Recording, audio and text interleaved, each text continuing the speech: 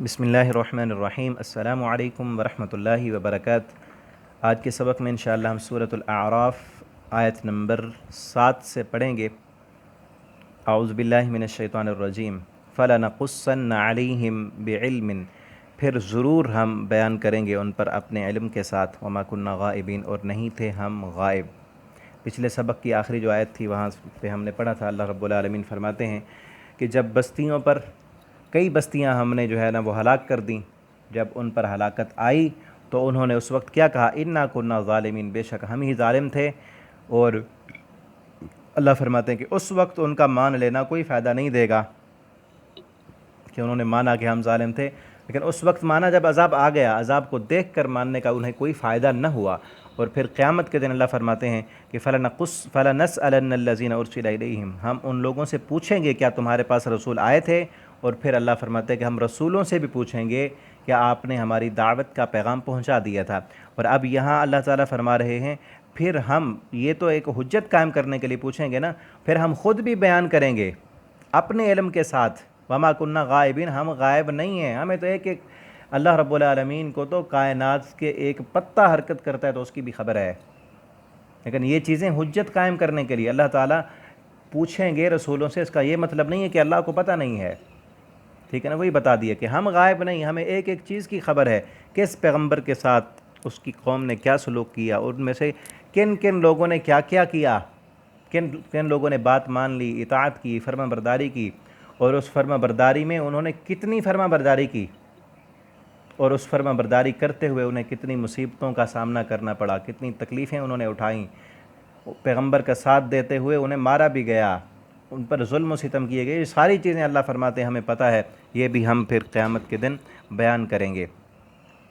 اور اس قیامت کے دن کیا ہوگا؟ والوزن، اور وزن، اعمال کا تولا جانا، یومئذ، اس دن، الحق، حق کا ہوگا، حق کا ہوگا، جس دن ترازو رکھا جائے گا، میزان رکھا جائے گا، اور حق کے ساتھ اس دن وزن کیا جائے گا۔ حق سے مراد نا دو معنی، ایک ہے کہ اس دن جو میزان کیا جائے گا نا، نا انصافی نہیں ہوگی، عدل ہوگا، انصاف ہوگا، اور عدل پر وزن کیا جائے، کسی کے ساتھ کوئی ظلم نہیں ہوگا۔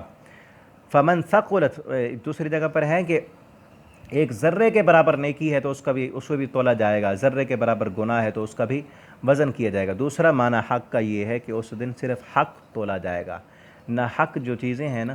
ان کا کوئی وزن نہیں ہوگا، وہ باطل کر دی جائیں گی۔ حق کیا ہے؟ جس نے قرآن و سنت کے مطابق عمل کیا ہوگا، بدعات کا وزن نہیں ہوگا۔ اور پھر توحید جس بندے کا عقیدہ اللہ رب العالمین کی ذات پر، اللہ کی صفات پر، جنت پر، جہنم پر، وہ قرآن و سنت کے مطابق ہوگا، اسی کے اعمال کا وزن ہوگا۔ ورنہ حدیث میں آتا ہے کہ قیامت کے دن بھاری بھرکم لوگ آئیں گے، وہ میزان میں ان کا رائی کے دانے کے برابر بھی وزن نہیں ہوگا۔ جو میزان ہے قیامت کے دن، جو ترازو ہے، وہ صرف چیزوں کے حجم کو نہیں تولے گا۔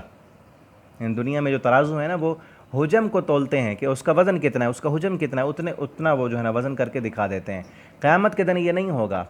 اس دن کیا ہوگا؟ اس میزان، اس ترازو پر جبریل امین ہوں گے، جبریل امین جو شریعت کے امین ہیں، جبریل امین جو شریعت اسلام، تمام شریعتوں کے امین ہیں، ساری شریعتیں اللہ رب العالمین سے لانے والے اور پیغمبروں کو پہنچانے والے وہی ہیں۔ وہ اس ترازو پر ہوں گے، جب نیکی آئے گی، نماز آئے گی، روزہ آئے گا، حج آئے گا، کسی بھی بندے کا وہ ترازو میں رکھا جائے گا تو جبریل امین دیکھیں گے کیا یہ وہی نماز ہے جو میں نے سکھائی تھی، یا کہ یہ وہی روزہ ہے جو میں نے بتلایا تھا، یہ وہی حج ہے اسی طریقے کے مطابق ہے جو میں نے بتلایا تھا، یہ نیکی ہے وہی ہے جو میں نے دی تھی۔ جن لوگوں نے اپنی طرف سے نیکیاں بنا لیں، آج کئی لوگ بدعات میں مبتلا ہیں، اور وہ کہتے کیا ہیں کہ جی ہے تو ثواب کا کام، ہے تو ثواب کا کام ہے تو پیغمبر صلی اللہ علیہ وسلم نے کیوں نہیں کیا؟ ثواب وہی ہے جس کام کو نبی کریم صلی اللہ علیہ وسلم نے کیا ہے۔ ورنہ قیامت کے دن اللہ نے فرما دیا حق کا وزن ہوگا، اور حق وہی ہے جو قرآن و سنت میں ہے۔ تو اللہ رب العالمین ہمیں حق کو سمجھنے اور حق کو سیکھنے، اس کے مطابق زندگی بسر کرنے کی، اس حق پر عمل کرنے کی اللہ ہمیں توفیق عطا فرما دیں۔ پھر کیا ہوگا؟ فمن ثقلت موازین، پس جس بندے کا بھاری ہو گیا اس کا میزان، فاولئک هم المفلحون، پس وہی لوگ کامیاب ہیں۔ ومن خفت، اور جس بندے کا ہلکا ہو گیا اس کا میزان، اس کا ترازو، اس کا نیکیوں والا پلڑا ہلکا پڑ گیا، فاولئک الذین خسروا انفسهم، اللہ فرماتے ہیں یہی لوگ ہیں جنہوں نے نقصان میں ڈالا اپنے آپ کو ہی نقصان میں ڈالا ہے، دنیا کو ترجیح دی، انہوں نے دنیا کے لیے زندگی بسر کی، آخرت کے لیے کیا کچھ نہیں ہے، تو اب پائیں گے کیا؟ نیکیاں کی ہوں تو وزن ہو، انہوں نے اپنے آپ کو ہی نقصان میں ڈالا، فما كانوا بآیاتنا یظلمون، بس سبب اس کے جو وہ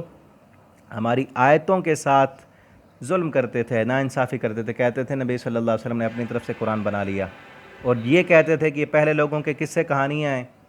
یہ ظلم تھا، اس سے بڑا ظلم کیا ہو کہ ہم نے حق کے ساتھ قرآن نازل کیا، یہ کہتے ہیں پہلے لوگوں کی کہانیاں ہیں۔ آج بھی کئی لوگ ایسے ہیں جو کہتے ہیں کہ قرآن جو ہے وہ جدید دور کے تقاضوں کو پورا نہیں کرتا، یہ تو پہلے زمانے کی کتاب ہے۔ ایسے لوگ میڈیا پہ آ کے اسلام کی توہین کرنے والے، اسلامی احکامات کو جو ہے نا وہ پس پشت ڈالنے والے، اب جو لڑکی نے جس نے جھوٹی شہرت کے لیے اور انگریزوں کی غلام بن کے بیان دیا ہے کہ نکاح کی کوئی ضرورت نہیں ہے، ایسے ہی پارٹنرشپ ہونی چاہیے، یہ بدبخت اعلانیہ زنا کرنے والے لوگوں کو زنا کی دعوتیں دینے والی، یہ یہی ہے نا کہ قرآن کا انکار کیا، شریعت اسلامی، ایسا مسلمان، نام کا ہی مسلمان، جو مسلمان کے نام پر دبا ہو، ایک گناہ کرنا، اس گناہ کو گناہ سمجھنا، شرمندہ ہونا،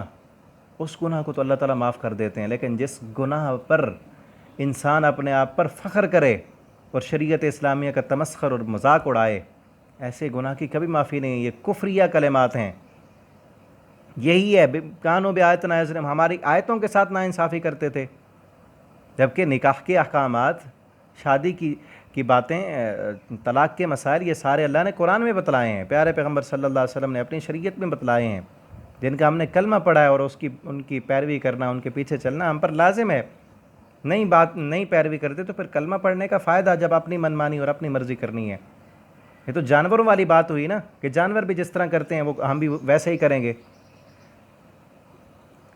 وَلَقَدْ مَكَّنَّاكُمْ، اور بلا شبہ ہم نے ٹھکانہ دیا تمہیں، فی الارض، زمین میں، وَجَعَلْنَا لَكُمْ، اور ہم نے بنایا تمہارے لیے، معیشت، قلیلا ما تشکرون، بہت تھوڑے ہیں تم میں سے شکر کرنے والے۔ اللہ فرماتے ہیں یہ ساری چیزیں ہم نے بنائی ہیں، تو ہم نے کوئی احکامات بھی دیے ہیں۔ مکناکم، زمین بنائی، آسمان بنایا تمہارے لیے، پودے، کھیت و کھلیان، یہ ساری نعمتیں ہم نے بنائیں، یہ ساری چیزیں بیکار بنائی ہیں، فضول بنائی ہیں۔ یہ جانور تو ہم نے تمہارے لیے بنائے، تم نے بھی جانور بننا ہے، تمہیں تو ہم نے اپنے لیے بنایا، جانور تمہارے لیے بنائے، وہ تمہارے فرما بردار ہیں، جب چاہو جس چیز کا کام لو، جن کا دودھ پیو، جن کو کھاؤ، وہ چیزیں بھی بتلا دی گئیں ساری، لیکن وہ کس لیے؟ ہماری خدمت کے لیے ہیں، اور انسان کو اللہ نے اپنی عبادت کے لیے بنایا کہ تو نے میری فرما برداری کرنی ہے۔ اور آگے دیکھیں، وَلَقَدْ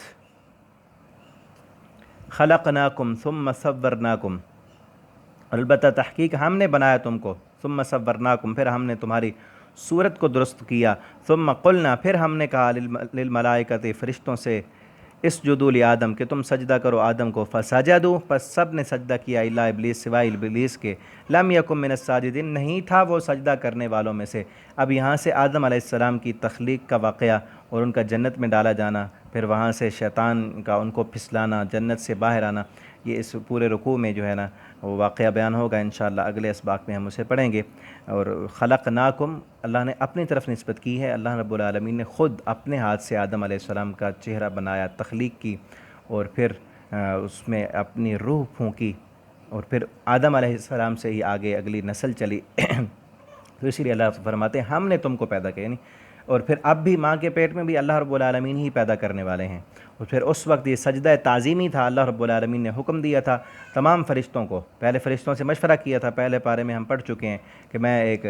زمین میں انسان خلیفہ بنانے لگا ہوں، تو انہوں نے کہا نہیں بنانا، لیکن بنانے کے بعد پھر اللہ رب العالمین نے انہی فرشتوں کو حکم دیا کہ سجدہ کرو،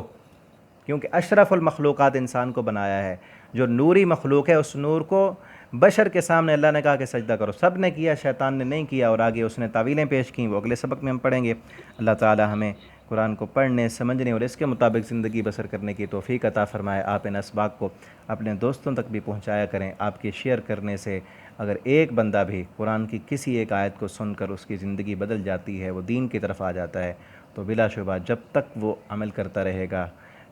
دین پر، قرآن پر، تو آپ کے لیے وہ صدقہ جاریہ ہے۔ یہ